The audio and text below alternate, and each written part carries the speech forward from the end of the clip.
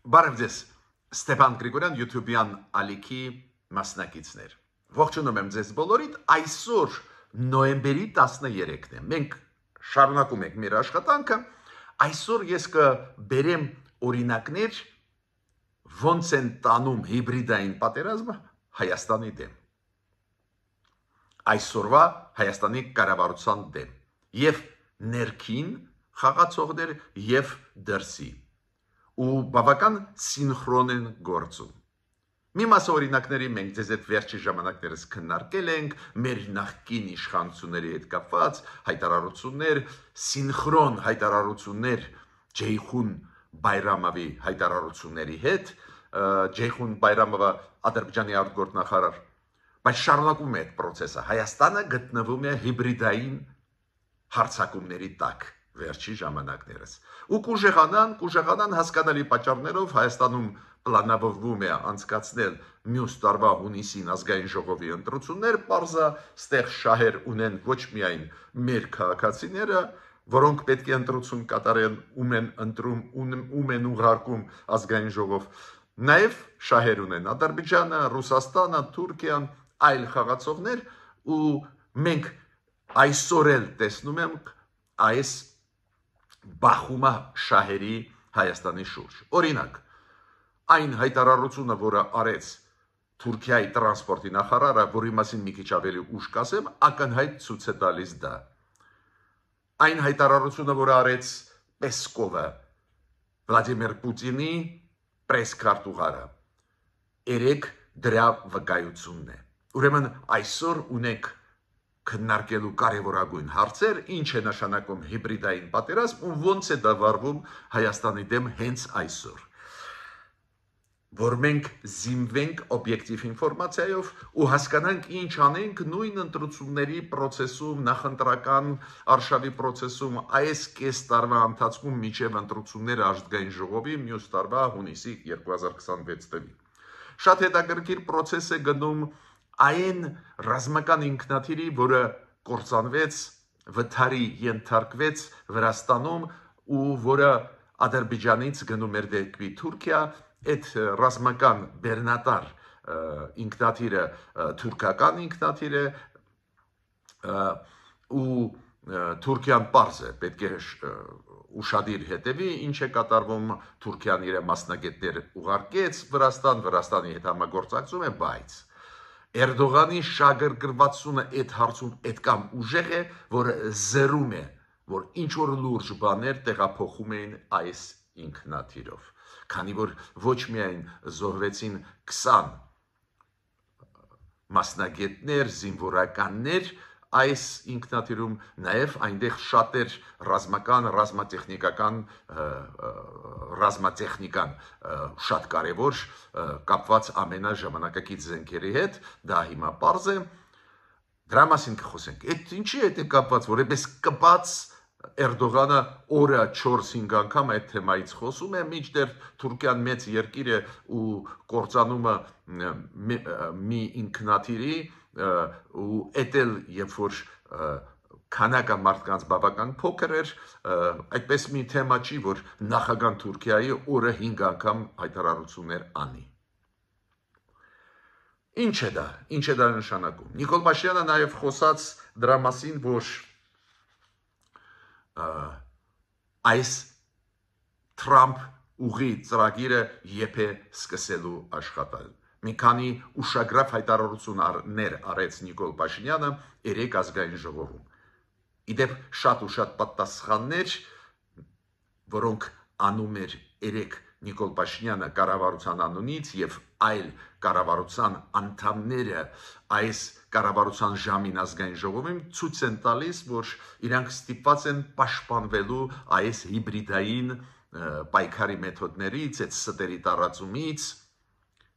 Ուրեմն ունենք այսօր կարևորագույն հարցեր քննարկելու, սկսենք այսօրվա մեր աշխատանքը։ Մինչև սկիզբը խնդրում եմ բաժանորդագրվել, կիսվել, լայքել, ինչքան կարևոր են մեր հաղորդումները, մեր ձեզ հետ հանդիպումները Ստեփան Գրիգորյան YouTube ալիքի շրջանակներում դուք հասկանում եք։ Անչափ կարևոր է Սփյուռքայության համար, անչափ կարևոր է Հայաստանի Հանրապետության բոլոր քաղաքացիների համար այդ աշխատանքը։ Ես միշտ սկսում եմ լավ լուրերից, այսօր էլ կսկսեմ լավ լուրերից, քանի որ ես միշտ բերում եմ այդ օրինակները, երբ որ գիտության ոլորտում տարբեր ֆիզիկայի, մաթեմատիկայի, IT օլիմպիադաներում մեր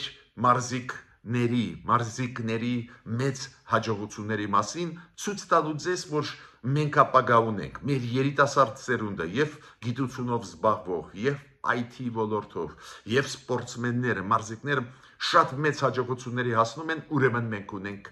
մեծ լուրջ ապագա։ Երևանում անցնում է Եվրոպայի առաջնությունը բռնցքա մարտում, ու մեր երիտասարդ բռնցքա մարտիկները մինչև 23 տարեկան հաջողությունների մեծ հասան։ Էլիդա Քոչարյան, Արութուն Ակոպկոխյան, Մանվել Պետրոսյան չեմպիոններ են Եվրոպայի մինչև 23 տարեկան։ Արծաթե մեդալներ ստացան Տոմաս Տովմասյան, Սուրեն Ռուբենյան, Ոսկան Ոսկանյան։ Հիմա անցնում ենք քաղաքական հարցերի։ Ուկրաինան հայտարարեց, որ դուրս է գալիս այս բանակցություններից Ռուսաստանի հետ։ Դու գիտեք, բավական ակտիվ էր Դոնալդ Տրամպը, նախաձեռնեց հանդիպումներ, հեռախոսազրույցներ Վլադիմիր Պուտինի հետ, Դոնալդ Տրամպը կարողացավ շարժել այդ մեծ մեքենան, ու Ռուսաստանը ուզած ստիպված էր գնալ բանակցությունների, ու այս 10 ամիսը, երբ որ Դոնալդ Տրամպը նախագահում է, մեծ պրոցեսներ էին, տարբեր տեղերում հանդիպումներ, տարբեր պատվիրակությունների, Ամերիկա, ռուսական, կային նաև հանդիպումներ, հիշում եք Ստամբուլում ապրիլ ամսին ռուս-ուկրաինական, ինչ որ պրոցեսներ մեծ գնում են։ Ինձ համար պարզ էր, որ Ռուսաստանը խաղաղություն չի ուզում, տանում, բերում, խաբում է առանձին դեպքերում նահանջում է, քանի որ պատերազմը բավական բարդ է գնում Ռուսաստանի համար էլ, այո, Ուկրաինան ծանրագույն ճնշման տակ է, ծանրագույն վիճակում է, քանի որ ուժերը հավասար չեն, բայց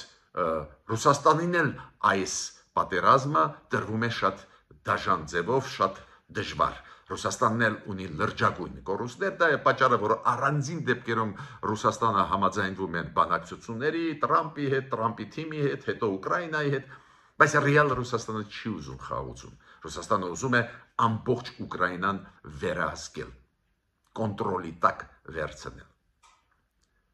Հիմա, քանի որ պարզվեց, որ Ռուսաստանը նախապայմաններ դնում է, ռեալ պահանջում է կապիտուլյացիա Ուկրաինայի,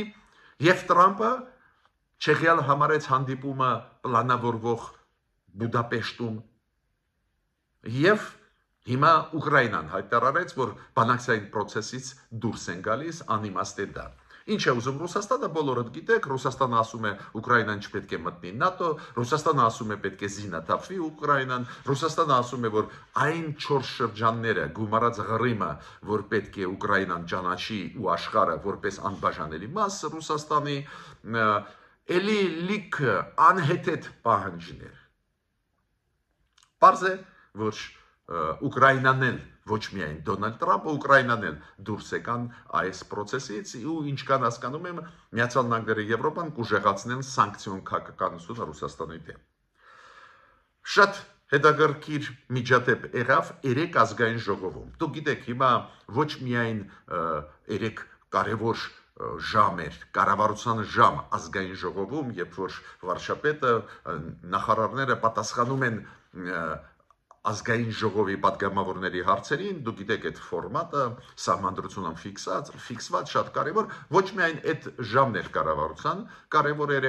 նաև այն, որ կառավարությունը սկսեց քննարկումը բյուջեի 2026 թվի ազգային ժողովում։ Ու շատ զարմանալի միջադեպ էր, երբ որ եկավ ժամանակ, որ մեր ազգային ժողովի պաշտպանության եւ անվտանգության այդ մշտական հանձնաժողովի նախագահ Անդրանիկ Քոչարյանը պետք է ելույթ ունենար, պարզվեց ինքը դահլիճում չէր։ Պարզ է դա դժգոհություն առաջացրեց վարչապետի մոտ, քանի որ կարևորագույն հարցեր նաև բյուջեի հետ կապված ու առաջի հերթին բյուջեի հետ կապված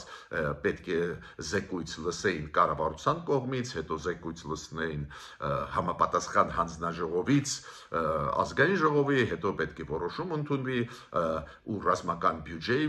այլ ուժային կառույցների բյուջեի ու այն գլխավոր զեկույցով ազգային ժողովից չկա դալիճում։ Անդրանիկ Կոչարյանը հետո բացատրում էր, որ ինձ տեղյակ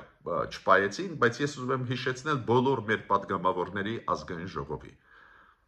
Նիստերին մասնակցելը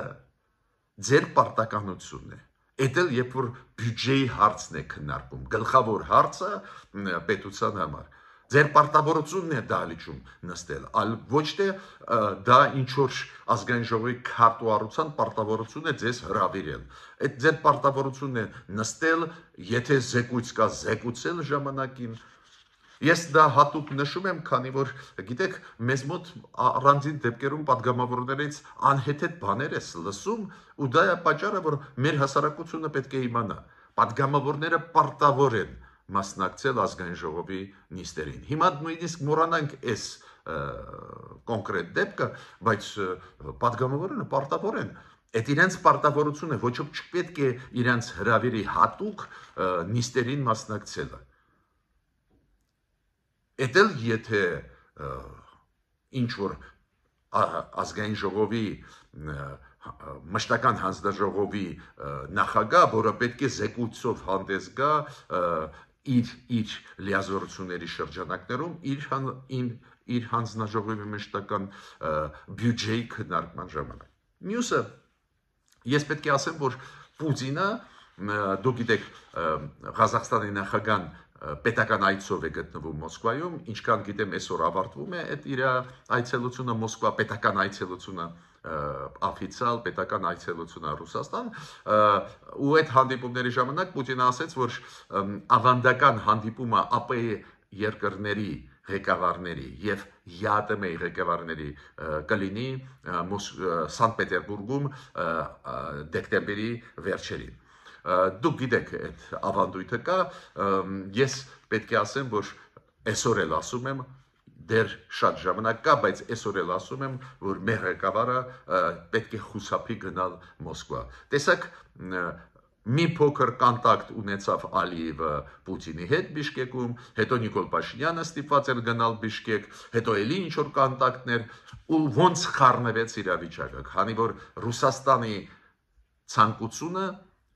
ամեն ինչ անել, որ Հայաստանի եւ Ադրբեջանի մեջ խաղաղություն չլինի։ Ու հերթական անգամ գնալը այն կողմերը նորից կբերի նոր ալիքների մեր դեմ ուղված։ Մյուս հարցը, որին մենք երեք անդրադարձանք, ու որը ցույց է տալիս, ինչ լուրջ հիբրիդային պատերազմ, նաեւ ինֆորմացիոն պատերազմ ծավալվում է հայ ժողովրդի դեմ։ Երեք ես ասացի, որ Ռուսաստանի արտաքին հետախուզական ծառայության կողմից հայտարարություն տարածվեց, որ իբր Հայաստանը Ուկրաինայից ծորեն է գնում, քանի որ Հայաստանը Ռուսաստանից փոխվում է, գնում է դեպի արևմուտք, ու հիմա նույնիսկ թշնամական քայլեր է անում Ռուսաստանի դեմ, ու օրինակը բերում է այդ ծորենի հետ կապված։ Ես պետք է ասեմ, որ մենք գիտենք, որ ոչ մի ծորեն Հայաստանը Ուկրաինայից չի առնում, նախկինում արել է, բայց քանի որ այդ բոլոր լոջիստիկ հնարավորությունները հիմա չկան Ուկրաինայի կողմից առաջի հերթին, պատերազմի մեջ է ծանր այդ երկիրը, ուրեմն հիմա չենք առնում ծորեն, ու ես համոզված եմ, որ նույնիսկ մտքով մերոնց չի անցե այդ ուղղությամբ փորձել այլընտրանքներ ստեղծել, բայց քանի որ Ռուսաստանը մտահոգված է, որ Հայաստանի այսօրվա կառավարությունը այլընտրանքներ ման է գալիս տարբեր ոլորտներում, ռազմատեխնիկական, էներգետիկայի, նաև հիմա սննդի անվտանգության հարցով, դա սննդի անվտանգության հարցն է, չէ, պարենային անվտանգության հարցն է ծորենը, ու ծորենի պաշարներ ունենալը։ Պարզ է խառնվեց Ռուսաստանը, ինքը սկսեց կորցնել նաև մենաշնորհը այս ոլորտում, Քանի որ նախկինում ծորենը, որը գալիս էր Հայաստան, գրեթե 90-95%-ով Ռուսաստանից էր։ Խառնվեց Ռուսաստանը։ Բայց այդպես պետք է անի Ռուսաստանը, որ մենք չշարունակենք այս քաղաքականությունը ու այդ ֆեյքը տարածեց։ Նիկոլ Փաշինյանը երեք ազգային ժողովում, երբ որ պատգամավորները հարցեր էին տալիս, պատասխանեց, որ Հայաստանը օրինակ Ղազախստանից արավ ծորեր այլընտրանք ունենալու համար, ոչ ոքի դեմ դա ուղղված չի, որ ապահովի Հայաստանի բարենային անվտանգությունը, մոտավորապես այդ էր միտքը, ու ինքը ասեց, երբ որ նաև կան այլ առաջարկություններ, ես կասեմ այլընտրանքներ։ Ավտոմատ ինքը ասում է եւ գնային հարցը, իջնում են գները եւ որակով ավելի ծորեն կարող ենք առնել։ Շատ հասկանալի է։ Եթե դու կախված ես մեկից, ինքը թելադրում է եւ գները եւ որակը կարող է անորակ ծորեն ուղարկել։ Հիմա Հայաստանը այլընտրանքներ ու մենք ողջունել ենք, որ Հայաստանը Ղազախստանից սկսեց ստանալ մի մասը ծորենի, որը պետք է Հայաստանի համար։ Ոնց խառնվեց Ռուսաստանը, սկսեց ֆեյքեր տարածել ու մեջ գցեց ուժային իրակառույցները, արտաքին հետախուզական ծառայությունը, այդայակի հիբրիդային պատերազմ։ Հիմա Նիկոլ Փաշինյանը ասեց, որ մենք պատրաստ ենք այլ առաջարկություններ նաև ուսումնասիրել, պատասխանեց Պեսկովը, որ Հայաստանի կառավարությունը սուտ է ասում, եթե Պեսկովը ասում է, մեր արտաքին հետախուզությունը ասում է, որ Հայաստանը Ուկրաինայից առնում է, ուրեմն անհիմ չի ասում, հիմքեր ունեն։ Ես էլ ասում եմ, առաջինը ստում եք, մենք Ուկրաինայից չենք առնում ծորեն, այդ կամ ես գիտեմ, բայց գլխավորը ուրիշ է։ Եթե օրինակ վաղը լավ գներով Ուկրաինանը մեզ տա ծորեն, ինչի՞ չպետք է արդենք։ Ինչի՞ չպետք է այլընտրանքներ ունենանք։ Այս բանը չեմ հասկանում։ Դա է կոչվում հիբրիդային պատերազմ։ Մյուսը։ Նիկոլ Փաշինյանը նաև մեսեջ ուղարկեց Ռուսաստանին, երեք պարլամենտի ամբիոնից, ազգային ժողովի ամբիոնից, որ մենք չենք հրաժարվում առնել ծորեն Ռուսաստանից, բայց մենք ուզում ենք նաև այլ տեղերից առնել ծորեն։ Դες մենք չենք հրաժարվում Ռուսաստանի, ինչի օրթանգակ։ Նաև Նիկոլ Փաշինյանը երեք շատ կարևոր հարցից խոսեց, զենք զինամթերք, որը այսօր մենք ունենք մեր բանակում։ Հայաստանը դուք գիտեք, զենք զինամթերք գնում է տարբեր երկրներից, այլընտրանք կա, այդ շատ լավ է, կախվածությունը մեկ երկրից հիմա գրեթե զրոյացել է, մենք այլ խաղացողներից աշխարհի գնում ենք զենք զինամթերք, պաշտպանելու մեր հայրենիքը, ոչ թե հարձակվելու։ Ու Նիկոլ Փաշինյանը ասեց, որ այդ իր նախաձեռնությունը թող գրվեն մարդիկ, ովքեր ուզում են դա տեսնել։ Ինքը ասում է մենք կհրավիրենք, որ մարդիկ դա տեսնեն։ Ինչու ստիպված է այդ առաջարկը անել Նիկոլ Փաշինյանը, որ մեր քաղաքացիներին առանձին խմբերին, առանձին ցույց տա զենք զինամթերքը, որը ունի Հայաստանը եւ պաշտպանողական աշխատանքները ցույց տալու։ Օրինակ, մեզ մի երկու անգամ հրավիրել են, ցույց են տվել եւ անցած տարի եւ այս տարի ու այդ տեսածը շատ տպավորիչ է, ինչ է անում մեր կառավարությունը պաշտպանելու հայրենիքը հնարավոր պոտենցիալ ինչ որ հարձակումների ռազմական, բայց քանի որ հիբրիդային պատերազմ է գնում, տարածվում են սուտ լուրեր, որ ոչ մի բան չեն անում, որ կրճատում են բյուջե եւ այլ, ու ստիպված է իշխանությունը այս հիբրիդային ինֆորմացիոն պատերազմի այս ձևի պատասխանը արձագանքել, նույնիսկ Նիկոլ Փաշինյանին հարց տվեցին, ինքը ասում է մենք կմտածենք, նույնիսկ կարող է ռազմական շքերթ անցկացնենք ցույց տանք։ Չգիտեմ այդ իդեան ինչ գաղափարը ինչքանով կարևոր է, լավ է, բայց նույնիսկ է ստիպված է անել կառավարությունը, քանի որ ստերը տարածվում են համատարած եւ դրսից մեր դեմ ուղված եւ ներսից։ Կարևոր ինֆորմացիա տվեց Նիկոլ Փաշինյանը կապված Թրամփ ուղու հետ կապված, երբ կսկսվի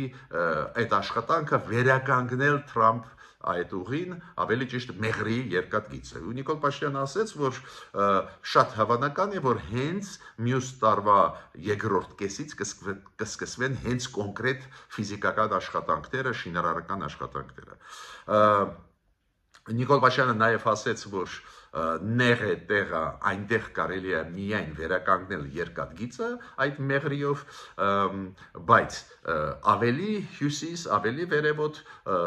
պլանավորվում է անցկացնել եւ գազամուղ եւ բարձր վոլտային էլեկտրագծեր։ Նիկոլ Փաշինյանը նաև, քանի որ գիտեք, նախկին իշխանությունները, նախագահները հայտարարություններով հանդես եկան, պրես-կոնֆերանսներ մեղադրում են Ղարաբաղի հարցով սխալների մեջ, Նիկոլ Փաշինյանը ինքը ասեց Մինսկի խումբը այսա կփակվի մինչև դեկտեմբերի 1-ն է, ես ուզում եմ լրացնել իր ինֆորմացիան վարչապետի, մինչև դեկտեմբերի 1-ը կփակվի Մինսկի խումբը, դրանից հետո մենք կհրապարակենք բոլոր փաստաթղթերը։ Ու շատ կարևոր հարց, որը նաև շարժվում է կառավարության դեմ, կապված դելիմիտացիա դեմարկացիայի հետ, կապված սահմանների հետ, Ադրբեջանի անկլավներ, էքսկլավներ, այս շատ է շոշափվում, որ ինչ որ ուզում են բան հանձնել, ինչ որ ուզում են բան անել,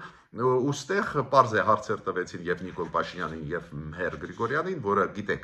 այդ միջ սահմանային այդ դելիմիտացիա դեմարկացիայի հետ կապված համատեղ հանձնաժողով հայ-ադրբեջանական, հայկական կողմը գլխավորում է Հեր Գրիգորյանը, ու ինքը ասեց, որ դա կլինի այն կանոնդրության շրջանակներում, որը ստորագրվեց Ադրբեջանի ու Հայաստանի միջև, երբ որ հիշում եք Տավուշում գնում էր դելիմիտացիան դեմարկացիան, հետո ստորագրվեց կանոնադրություն, որով պետք է շարժվի, то есть ինքը ասեց ոչ մի այլ բան դրանից դուրս չի լինի, դա կարևոր ինֆորմացիա մարդկանց համար, ինչու, քանի որ այդ բոլոր հարցերը, որին պատասխանում էին Նիկոլ Փաշինյանի կառավարության անդամները, արդյունք են նաև սուտ լուրերի, որոնք տարածվում են եւ դրսից, եւ դերսից։ Օրինակ, տրանսպորտի նախարարը Թուրքիայի արեց հայտարարություն Ուրալ օղլու։ Ինքը ասեց շատ լավ ծրագիր է Զանգեզուրի միջանցքը, հեսա գնում է շինարարություն Թուրքիայի, Ադրբեջանի կողմից, այդ ծրագիրը մեծ առավելություն կտա Թուրքիային, քանի որ արևտուրը կուժեղանա, Թուրքիա, Ադրբեջան, Կենտրոնական Ասիա, ուշում ծաղկացրեց այդ ամբողջ process-ը ու ասեց, ստեղ շատ կարևոր է, ասում է, որ Հայաստանն ու Ադրբեջանը խաղաղության այդ process-ը գնում է, ուրեմն խոչընդոտ չկա, նույնիսկ կարող ենք ասել, ինչու դրական հիշեց Հայաստանի մասին։ Բայց հետո ասեց տրանսպորտի նախարարը Թուրքիայի, որը քաղաքականության հետ չպետք է ունենա ոչ մի կապ, հետո ինքը ասեց, որ Փաշինյանը շատ լուրջ ռիսկերի է գնում։ Նախաձեռնություններով շատ համարձակ հանդես է գալիս ու ռիսկերի է դիմում։ Ու ինչ առաջացրեց դա ինձ մոտ։ Այդ ինչ ռիսկերի է գնում Նիկոլ Փաշինյանը։ Կարող է ինչ-որ բաներ մերոնք զիջում են այդ բանակցությունների ժամանակ։ Առաջանում են հարցեր, բայց ես ասեմ, մտահոգվեցի շատ։ Բայց հետո հիշեցի, որ գնում է հետևողական հիբրիդային պատերազմ մեր Հայաստանի դեմ, այսօրվա կառավարության դեմ։ Ու դա էլ դա ձև է։ Կարծես թե ամեն ինչ ասեց նորմալ, տրանսպորտի նախարարը Թուրքիայի, հեսա ճանապարհները կբացվեն, բոլորը շահած դուրս կգան, խաղաղության process Հայաստան-Ադրբեջան, բայց ասեց Փաշինյանի քայլերը, Փաշինյանի շատ ռիսկային են, ինքը ռիսկի է դիմում։ Ուրեմն դա դրա համար է, որ մեր հասարակությունը ասի Փաշինյան, վարչապետ, այս ինչ ռիսկերի ես դիմում։ Խի ես ռիսկերի դիմում։ Եթե կա սահմանադրություն, եթե կան օրենքներ, մեր սուվերենությունը կարող է ինչ-որ զիջում ես։ Այս դեպի բան չկա, հստակ կարող եմ ասել, բայց նայեք այդ մեսիջը այդ հիբրիդային մեծ պատերազմի բաղադրիչներից մեկն է։ Նախկին իշխանությունները խոսացին, ինտերվյու տվեցին Ղարաբաղի հարցով, Նիկոլ Փաշինյանը ստիպած է պատասխանել, հետո Ջեյխուն Բայրամովը Ադրբեջանից նույնատիպ մտքեր ասեց Ղարաբաղի հարցով ու բոլորը մեղադրեցին, որ իբր Նիկոլ Փաշինյանը հետևողական չէր Ղարաբաղի հարցով փոխում էր կազիկ եւ արևար։ Հիմա էլ մենք տեսնում ենք Մարիա Զախարովա, Պեսկով հայտարարություններ Ռուսաստանի արտաքին հետախուզական ծառայության կողմից, հայտարարություններ, որոնք ոչ մի ընդհանուր ռեալությունների բան չունեն, բայց մտահոգում է։ Դե հիմա գիտեք, այդ պետությունը ինչքան էլ զբաղված է պատերազմով Ուկրաինայով, ուժեղ պետություն է Ռուսաստանը, ու դեմոկրատական պետություն չի էլի, որ սպասես դրական ինչ-որ քննարկումների, անսպասելի կարող է քո դեմ քայլեր անել, ու այդ հայտարարությունները պարզ է նաև այդ հիբրիդային պատերազմի բաղադրիչներից են։ Մենք պետք է դա հասկանանք, պատրաստենք մեր հասարակությունը նրան, որ դա նույնիսկ կդառնա սովորական, փորձել մեր ընտրությունների վրա ազդել, փորձել լարվածություն ներսում մտցնել։ Եթե ներսում ուժեղանում է լարվածությունը, շատ հեշտ է մանիպուլացնել ու կորզել զիջումներ երկրից։ Ու շատ կարևոր հարց։ Մենք խոսացինք երեք, որ կործանվեց, վթարի ենթարկվեց ռազմական բեռնատար ինքնաթիռը Թուրքիայի։ Ընկավ Վրաստանի տարածքով։ Իրանք Գյանջայից դուրս եկավ ինքնաթիռը, բայց ընկավ Վրաստանի տարածքում։ S-103, այն Գերկուլես անվանման տակ։ Գտան Սև Արգղ։ Ու որտեղից ես իմանում եմ այդ ինֆորմացիան, որ զոհվեցին 20 հոգի, 19-ի զոհված մարդկանց, ովքեր այդ ինքնաթիռում էին ռազմական մարմինները գտան, մեկի չգտան, կզարմացնի ձեզ։ Իմացա նախագահ Էրդողանի հայտարարություններից։ Կարծես թե այո, միջադեպը լուրջ է, որ արձագանքեց Թուրքիայի նախագահան, նրան շատ հասկանալի է, քանի որ այդ ինքնաթիռը թուրքական ռազմական ինքնաթիռ է, իրանց բանակին պատկանող, զոհված մարդիկ, ինչքան ես հասկացա, Թուրքիայի զինված ուժերից են, ավելի ճիշտ այն մասնագետները, որոնք օգնում էին Ադրբեջանին F-16-երը աշխատացնել շքերթի ժամանակ, մի քանի օր առաջվա, լուրջ դեմքեր են, պարզը խառնվեցին։ Բայց այդպես, որ այս երկու օրվա մեջ, ասեք, մի 5-6 հայտարարություններ Էրդողանը անի, շատ զարմանալի է։ Դա ինձ հուշում է, որ ճիշտ ենք մենք, երբ որ ասում ենք, որ լուրջ կասկածներ կան, որ հենց այդ մասնագետներ էին, որոնք օգնում էին Ադրբեջանին աշխատացնել ATS-ները, աշխատացնել F-16-ը, նաև այդ թվում մեր դեմ ուղված, ու հիմա աշխատացնում էին այս ռազմական շքերթում, որը անցավ նոյեմբերի 8-ին Ադրբեջանում։ Ավելին, ես համոզված եմ այս ուշադիր հետևելը այդ process-ի քննության process-ի պարզա Վրաստանի տարածքում ընկավ Վրաստանի պատկան մարմինները առաջի հերթին ստեղ դեր կխաղան, բայց քանի որ ինքնաթիռը պատկանում է Թուրքիան էլ իրավունք ունի ստեղ ու Վրաստանի իշխանությունները Թուրքիայի ու Ադրբեջանի իշխանությունների հետ ինչքան հասկացա աշխատում են, բայց այդքան մտահոգված, հետաքրքրված լինել հուշում է ինձ, որ այս ինքնաթիռի մեջ շատ կարևոր ռազմատեխնիկա կա, որը տարավ Թուրքիան ցուցաբերեց Ադրբեջանում, հիմա հետ էր տանում, այնտեղ ինչ-որ լուրջ ռազմատեխնիկական բաներ կային։ Ես